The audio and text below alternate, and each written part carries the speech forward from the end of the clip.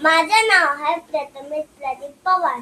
मी तुमच्यासाठी नवीन रेसिपी कोथिंबीरची भाजी घेऊन आलोय।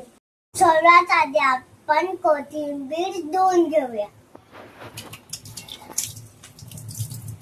त्या कोथिंबीर बारीक चिरून घेऊया। आता आपली कोथिंबीर चिरून घेतली। आता आपण कोथिंबीर मध्ये मीठ टाकूया। अर्धा चम्मच गरम मसाला घेऊया।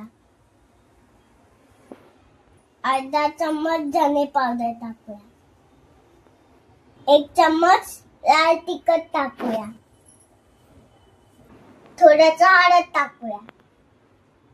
थोडंसं पांढरं तेल टाकूया।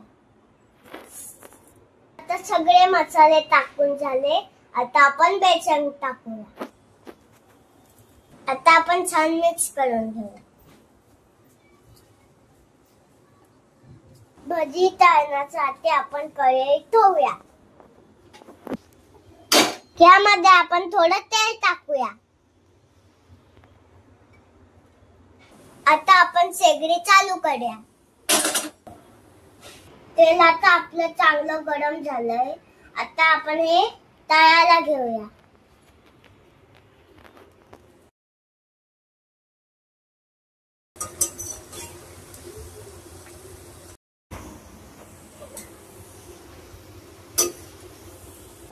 तर बाहेर पाऊस पडतोय आणि मी घरी बनवली गरम भाजी आणि चहा। वाव, काय भारी बनलंय। हॅलो गाइस, माझे व्हिडिओ बघण्यासाठी तुम्ही लाईक आणि शेअर करा। Next time